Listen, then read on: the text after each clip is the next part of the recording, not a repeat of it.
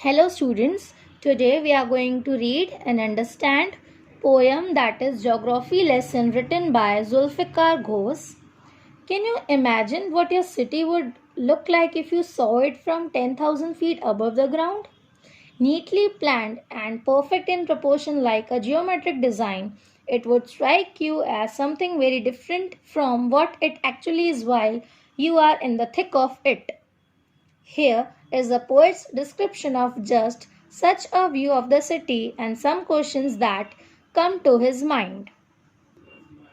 If you ever traveled in an aeroplane, you would have seen your city from the sky. It looks like a geometric design and is very different from how you see it now. In this poem, poet will give you description of a view of city from the sky. Let's start the poem. Paragraph 1. When the jet sprang into the sky, it was clear why the city had developed the way it had. Seeing it scale 6 inches to the mile, there seemed an inevitability about what on ground had looked haphazard, unplanned, and without style when the jet sprang into the sky. In these lines, the poet shares his perspective of the city from the height. When the plane took off from the ground and reached to a significant height, the poet saw the miniature of the city. The city looked very small, that is, a mile of area was reduced to 6 inches on the scale. The poet realized that the unplanned city on the ground looked without a plan or order.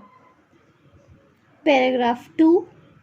When the jet reached 10,000 feet, it was clear why the country had cities where the rivers ran and why the valleys were populated. The logic of geography that land and water attracted man was clearly delineated when the jet reached 10,000 feet. Soon the plane reached the height of 10,000 feet, and now it was easy for the poet to understand the logic behind the designs of geographical and territorial spaces. He understood that water and land were inseparable components for the existence of human beings on the earth. Therefore, the man settled city on the river banks and areas near rivers were thickly populated.